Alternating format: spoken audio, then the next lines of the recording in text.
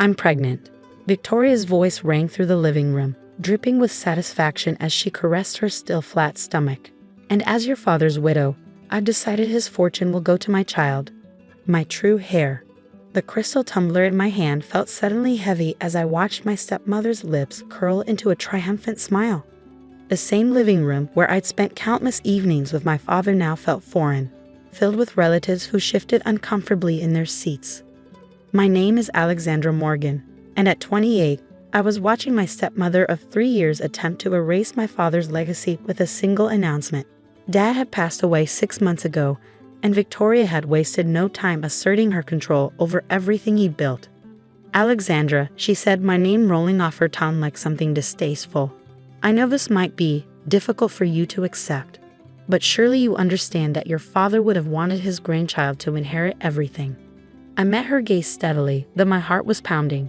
Victoria had always been good at this, twisting situations to her advantage while maintaining a veneer of reasonable concern.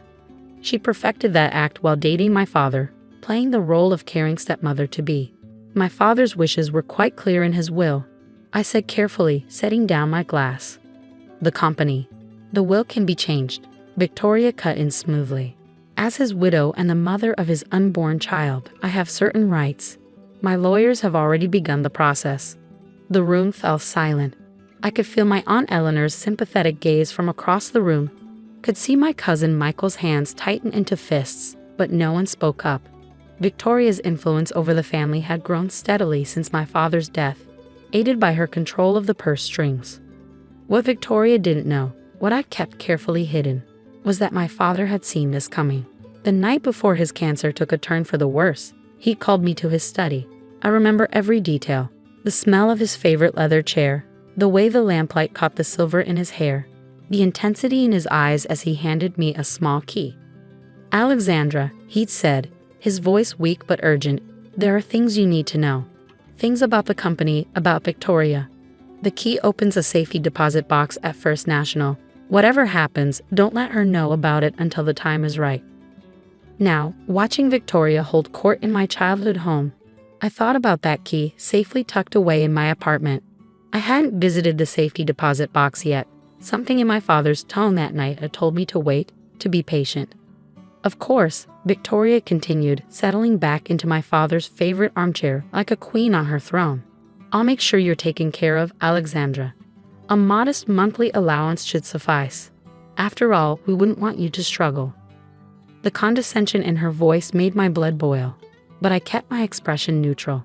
"How thoughtful of you, Victoria." She smiled, clearly mistaking my calm for resignation. "I'm glad you understand. It's what your father would have wanted, his grandchild continuing his legacy, not—" She paused, her eyes sliding over my business suit with barely concealed disdain. "Well, not someone who never quite fit into the business world." That last bar was calculated, designed to sting. Victoria had spent the last 3 years subtly undermining my position at Morgan Industries, the company my father had built from the ground up. She questioned my decisions in board meetings, spread rumors about my competence, and gradually pushed me out of key projects. But what she didn't know was that I'd been watching, learning, documenting everything. Every questionable decision, every manipulated financial report, every instance of her using company resources for personal gain. My father had taught me well, sometimes the best strategy was to let your opponent think they had the upper hand. "Well," my Aunt Eleanor finally spoke up, her voice trembling slightly. "This is certainly unexpected news." Victoria beamed, one hand still resting on her stomach. "Isn't it wonderful? A new heir for the Morgan family. Fresh blood." I stood up, smoothing down my skirt. "Congratulations, Victoria. If you'll excuse me, I have some work to attend to." "Oh, don't worry about work," Victoria said sweetly. "I'm making some changes to the company structure. You should take some time off, rest. All this stress can't be good for you." As I walked out of the house, I could feel her satisfied gaze on my back. She thought she'd won, thought she finally pushed me out of my father's legacy completely. Let her think that, I decided. Let her enjoy her moment of triumph. That evening, I sat in my apartment, turning the small key over in my hands. For 6 months, I'd honored my father's implicit request to wait. But now, watching Victoria attempt to steal not just my inheritance, but my place in the company my father had built, I knew it was time. I called my own lawyer, Marcus Chen, not the family lawyer Victoria had wrapped around her finger. "Are you sure you want to do this now?" he asked when I explained the situation. "Yes," I replied, my voice firm. "Victoria's pregnancy changes things. We need to know what's in that safety deposit box." The next morning, Marcus met me at First National Bank. The safety deposit box was smaller than I expected, but when I opened it, I understood why my father had been so insistent about keeping it secret. Inside were documents, dozens of them. Financial records, emails, photographs, all meticulously organized and annotated in my father's careful handwriting. But what caught my eye was a letter on top, addressed to me in his familiar scrawl. "My dearest Alexandra," it began, "if you're reading this, then things have probably gone exactly as I feared they would. Victoria is not who she pretends to be, and I'm sorry I didn't see it sooner." I read the letter twice, my hands shaking slightly. Then I looked up at Marcus, who had been quietly reviewing the other documents. "This is," he paused, shuffling through the papers with growing excitement. "This is incredible. Your father built a case against her. Financial fraud, embezzlement, corporate espionage. It's all here." I nodded, remembering the last time I'd seen my father alive, the knowing look in his eyes when he'd given me the key. He'd known Victoria would try to take everything, had prepared for it even as cancer was stealing his strength. "There's more," I said, pulling out another document from the bottom of the box. "Proof that she's done this before. 2 other wealthy men, both dead within years of marrying her. Both fortunes mysteriously transferred before their deaths." Marcus whistled softly. "Your father was thorough. But why didn't he expose her himself?" I thought about it, remembering how tired he'd been in those final months, how Victoria had barely left his side, monitoring every conversation, every visitor. He couldn't, I realized. She watched him too closely. This was his way of fighting back, giving me the weapons I'd need when the time came. Over the next few days, I maintained my routine, letting Victoria think she'd successfully pushed me aside. I went to work, kept my head down, and quietly began putting my father's plan into motion. Victoria, flushed with her apparent victory, grew bolder. She called a board meeting to announce her pregnancy and her plans to restructure the company leadership. I sat quietly in the back, watching her hold court at the head of the table, my father's seat. "As you all know," she said, practically glowing with satisfaction, "Morgan Industries is entering a new era. With my child on the way, we need to think about the future, about legacy." I caught several board members glancing my way uncomfortably. They'd known my father, had watched me grow up in this company, learning every aspect of the business from the ground up. "Of course," Victoria continued, "some changes will be necessary. Alexandra," she turned to me with false sympathy, "I think it's best if you take an extended leave. For your own good, really." I met her gaze calmly. "Whatever you think is best, Victoria." She smiled, clearly pleased by my apparent submission. But as she turned back to the board to continue outlining her plans, she didn't notice me checking my phone, confirming that everything was ready for tomorrow. That night, I could hardly sleep, thinking about what was to come. I reread my father's letter, drawing strength from his words. "You are stronger than she knows, Alexandra. Smarter. She sees what she wants to see, a threat to be eliminated. Show her what I've always seen, a daughter worthy of everything I built." The next morning dawned bright and clear. I dressed carefully, choosing my father's favorite suit of mine, a charcoal gray ensemble he'd said made me look every inch a Morgan. Victoria had scheduled another board meeting, planning to formally announce the changes to my position in the company. As I walked into the office, I caught whispers and sympathetic glances from employees who'd known me since I was a child. They'd watched me work my way up from summer internships to department head, earning every promotion through merit rather than nepotism. "Good morning, Alexandra," Victoria's assistant called out with forced cheerfulness. "The meeting's been moved to the main conference room to accommodate additional attendees." I nodded, knowing exactly why she'd chosen the larger venue. Victoria always did love an audience for her performances. When I entered the conference room, I found it packed.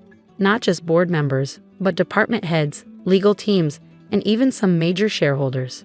Victoria sat at the head of the table, resplendent in a designer maternity dress that probably cost more than most employees' monthly salary. Alexandra, she said, her voice carrying across the room. I'm so glad you could join us for this transition meeting. I took my seat quietly, noting how she positioned me near the door, symbolically and literally as far from power as possible. Marcus Chen slipped in behind me, taking an inconspicuous position against the wall.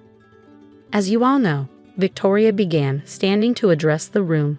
Morgan Industries is entering an exciting new chapter. With my child, Robert's child, on the way, we need to ensure the company's future is secure. She went on, outlining her plans for restructuring, carefully crafting each point to sound reasonable, necessary. I watched the faces around the room, some nodding in agreement, others carefully blank, a few showing flickers of discomfort. And finally, she said, turning to me with practiced sympathy, we need to discuss Alexandra's role.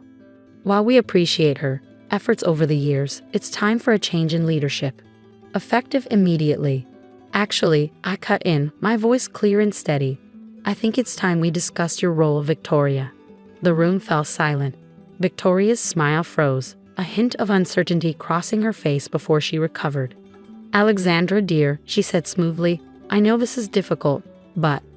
Marcus, I called out, would you please distribute the documents? My lawyer stepped forward, passing out thick folders to each person in the room. Victoria's eyes narrowed as she opened hers, then widened as she began to read. What is this? She demanded, her voice rising slightly. That, I said, standing up, is my father's real legacy. Not just his money or his company, but the truth about who you really are. I walked to the front of the room, taking out my own copy of the documents. Before his death, my father compiled quite an interesting file on you, Victoria. Would you like me to share the highlights? Her face had gone pale, but she tried to maintain control. This is ridiculous. These documents are clearly fabricated. Like the financial reports you've been falsifying? I asked, turning to page 3. Or perhaps like the offshore accounts you've been funneling company money into.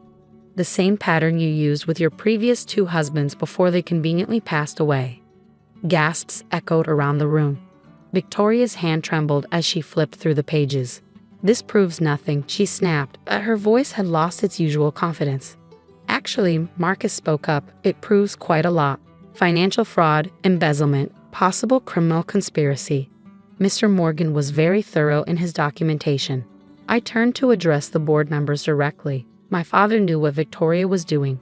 He spent his last months gathering evidence, protecting this company, his life's work, from someone who saw it as nothing more than another conquest. Victoria slammed her hand on the table. I'm carrying Robert's child. You can't. About that, I interrupted, pulling out one final document. We took the liberty of investigating the fertility clinic you claim to have used. Interesting that they have no record of you as a patient.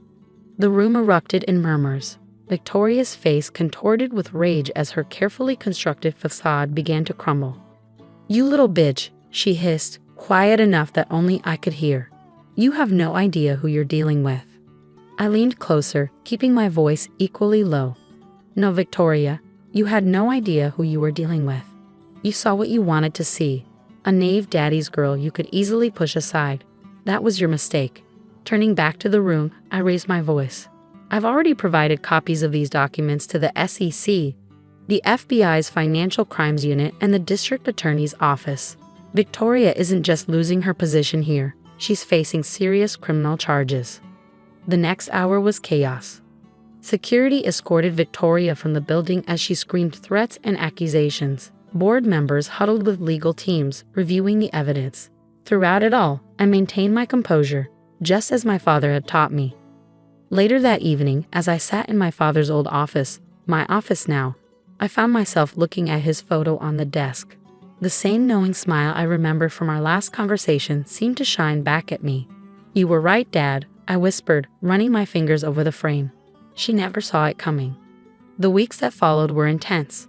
Victoria was arrested trying to board a private plane to a non-extradition country. The pregnancy was revealed as a complete fabrication, just another tool in her manipulation arsenal. The investigation uncovered even more than my father had found.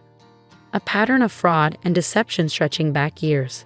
3 months later, I sat in a courtroom watching Victoria being sentenced for her crimes. She'd lost everything. her freedom, her stolen wealth, and most importantly, her power over my father's legacy. As security led her away, she turned to glare at me one last time. I met her gaze steadily, thinking about how different things might have been if she actually seen me for who I was instead of who she assumed I was. The company recovered quickly once the truth came out. Employees and board members rallied around me, many admitting they'd had doubts about Victoria but had been afraid to speak up. Under my leadership, Morgan Industries not only stabilized but began to grow in new directions. 1 year after Victoria's downfall, I stood at my father's grave, placing fresh flowers beside his headstone. The morning was quiet, peaceful, so different from the chaos of the past year. "I wish you could see it, Dad," I said softly. "The company's stronger than ever. Your legacy is secure. And I finally understand why you always told me that knowledge was more valuable than money." I touched the smooth stone, remembering all the lessons he taught me. About business, about people, about patience and timing. He'd known that Victoria would try to take everything, but he'd also known that I was strong enough to stop her. As I walked back to my car, my phone buzzed with a text from Marcus. Another of Victoria's hidden accounts had been discovered, and the recovered funds would be returned to the company. I smiled, thinking about how she underestimated not just me, but the power of a father's love and foresight. Back at the office, I settled into my chair, my father's chair, and looked out over the city skyline. A photo on my desk caught my eye. Me at age 7, sitting on my father's lap in this very office, both of us laughing at some forgotten joke. Victoria had thought his legacy was about money, about power and control. She'd never understood that his true legacy was what he'd built in me: strength, wisdom, and the patience to wait for the right moment to fight back. The intercom buzzed, my assistant announcing the start of another board meeting. I gathered my papers, straightened my jacket, and headed for the conference room. The company needed me, and I was ready, just as my father had always known I would be. As I walked into the meeting, I caught my reflection in the window. For a moment, I saw what my father must have seen all along, not just his daughter, but his true heir, capable of protecting and building upon everything he created. Victoria had thought she could erase me from my father's legacy. Instead, she'd forced me to prove just how much of his daughter I really was, and that, in the end, was worth more than any inheritance she could have stolen.